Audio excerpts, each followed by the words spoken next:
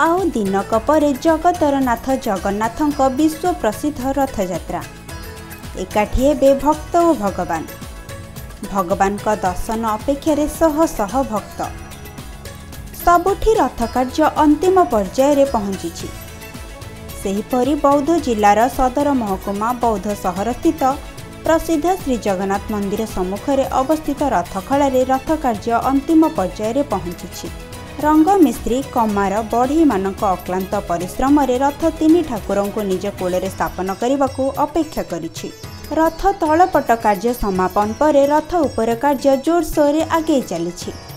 राजा अमल एही रथर विशेषत्व है यहाकू गुंडीचा यात्रा पर भंगा जाए नहीं।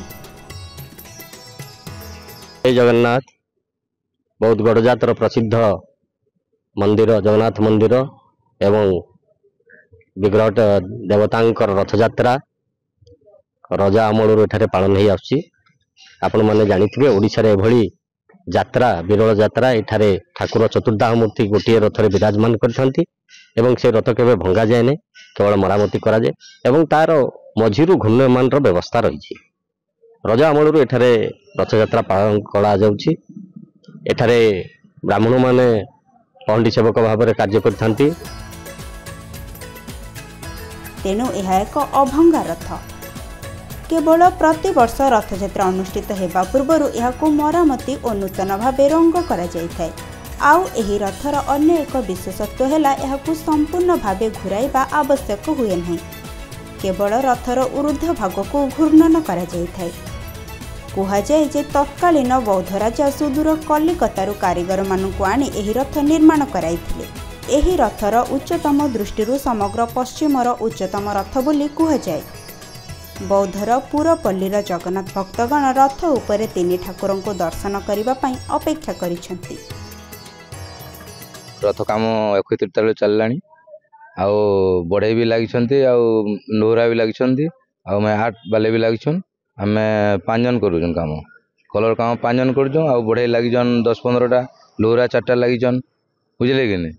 आमती कि सब काठ काम सरीगला अल्प टे अच्छी कलर भी सब 5 दिन चली।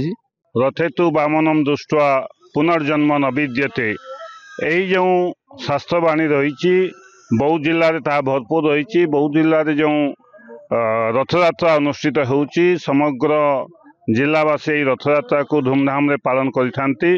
जिलार शताधिक स्थान में जगन्नाथ मंदिर रही एवं रथयात्रा भी रही, किंतु बौद्ध जिलार मुख्य सहर बौद्ध सहर जो रथ रही ताहा होची सबुठु माने उच्चता सबुठार उच्चता रथ रही एवं आस्ते आस्ते जो दीर्घ वर्ष धरी रथ रहिबा परे निश्चित भाव रथ दिनकू दिन दुर्बल होउची, किंतु प्रतिवर्ष जिला प्रशासन तरफरु एही रथ निर्माण कार्य करा जाउची। बौद्धरू जयानंद मिश्रଙ୍କ रिपोर्ट खबर ओडिशा।